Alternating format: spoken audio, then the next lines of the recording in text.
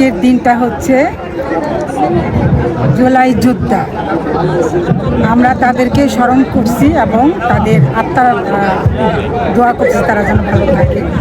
আজকে এই যে আমি এইখানে যে আসলাম, আমি কিন্তু বিগত আমল থেকে আমি রাজনীতি করি। আমি দেশে করছি হলো 86 থেকে দেশে করে আমি 2007 এখানে চলে আসছি। 2027 এখানেও আমি, মানুষ বলে না যে হাতি কি স্বর্গে গেল বাড়া বানায় না কি যেন এরকম একটা কথা আছে। আমি এইখানে আইসো দলটাকে ধরেছি, কারণ দলটা আমার কাছে এত প্রিয়, বিএনপি দলটা। যাই হোক, অত কিছুতে বাড়াইতে যাব না, কারণ এখন যা দেখতেছি আমরা যে এতভাবে আমরা মানে এই বিএনপিটাকে ধরে রাখছি, এত মায়ের, হ্যাঁ, এত পুলিশের দৌড়, সব কিছু খাইও আমরা দলটাকে ধরেছি। এখন কি দেখি আমাদের মূল্যায়ন নাই, আমাদের কোনো মূল্যায়ন, কোথা থেকে মানে এরা আসে এখন ভিড় করছে আমাদের দলে, এবং আমাদের দলের তারাই তাদেরকে আবার প্রশ্রয় দিচ্ছে।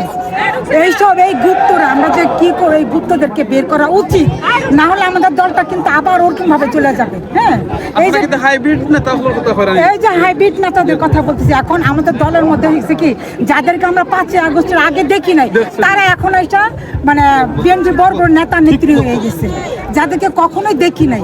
এই যে আমরা যেইভাবে আন্দোলন করছি, এই যে বরফের মধ্যে মাইনাসের মধ্যে আমরা যে ডেমনস্ট্রেশন করছি হাসিনাকে ছড়ানোর জন্য, হ্যাঁ, আমরা আসলে প্রবাস থেকে এই যুক্তরাজ্য থেকে কিন্তু আমরা হাসিনাকে আমরা ডাউন করছি, কিন্তু কি আমাদের পাশে আশেপাশে এখনো দিকে গুপ্তচররা ঢুকে আছে। এই গুপ্তচরদেরকে আসলে সরাইতে হবে, না সরাইলে আমাদের দলের শান্তি আসবে না। যতই তারেক জিয়া যতইভাবে চেষ্টা করুক না কেন ম্যানেজ করার জন্য, কিন্তু এই গুপ্তচরের হাইব্রিডটা যতদিন আছে আমাদের দলের শান্তি আসবে না। কাজে এখন আমাদের দলের হাইকমান্ডদেরকে মানে আমি রিকোয়েস্ট করব, আমরা যারা নির্যাতিত আমাদেরকে সামনে আনেন, ত্যাগীদেরকে সামনে আনেন। ত্যাগীদেরকে না আনলে মূল্যায়ন হবে না, আপনারা হাইব্রিডদেরকে দূরে সরান। ধন্যবাদ সবাইকে, ধন্যবাদ আমাকে। হাইব্রিড নেতা চিনার কোনো উপায় আছে?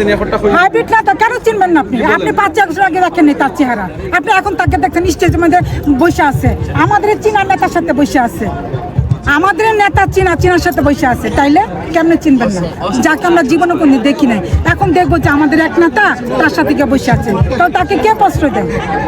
এইসব প্রশ্রয় দেওয়া বাদ দেন। যারা অরিজিনাল দলের কাজ করছে, যারা অরিজিনাল ত্যাগী, তাদেরকে মূল্যায়ন করেন। দেখেন, আমি দেশে গেলাম, আমি এখান থেকে দৌড়ায় চলে গেছি, আমি 17 আসনে আমি যা নির্বাচন করছি, আমার কত টাকা কি খরচ হচ্ছে আমি কিন্তু সেটা হিসাব করি নাই, কিন্তু আমার দল আসলে আমি গর্ব বোধ করি এই কারণে আমি খালেদা জিয়ার রাজনীতি করে গেছি।